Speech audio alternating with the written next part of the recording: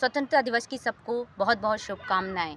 मैं वीर शहीदों को इन शब्दों के साथ नमन और वंदन करती हूँ। मुझ पर मेरे वतन का कर्ज था, मैंने चुका दिया। मेरे वतन का लहू था, मैंने वतन पर बहा दिया, बहा दिया। जैसा कि आज मेरा जो विषय है, राजनीति में युवाओं की भागीदारी, उस विषय पर मुझे अपने विचार देने हैं। तो मैं जयशंकर प्रसाद की उन पंक्तियों के साथ शुरू करती हूँ।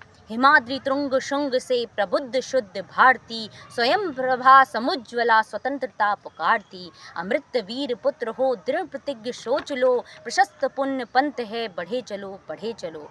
स्वामी विवेकानंद ने युवाओं के लिए कहा था, उठो जागो तब तक मत रुको जब तक तुम अपने लक्ष्य की प्राप्ति नहीं कर सकते हो।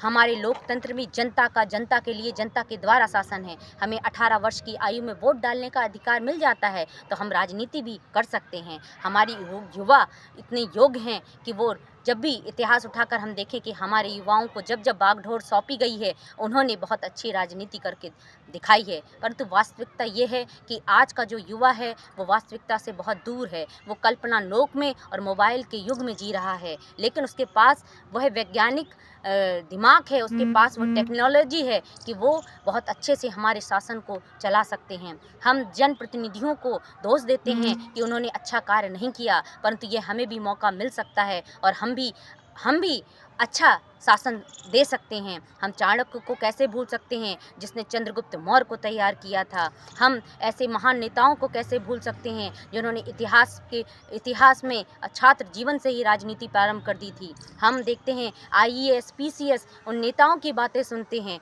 हम संसद में देखते हैं कि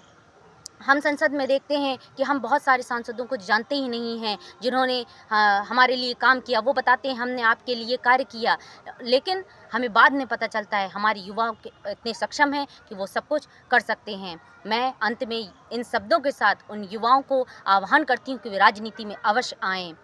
तलवार की पैनी धार पर भारत का इतिहास बनता है। तलवार की पैनी धार पर भारत का इतिहास बनता है और जिधर जवानी चलती है उधर जमाना चलता है, उधर जमाना चलता है। जय हिंद, जय भारत।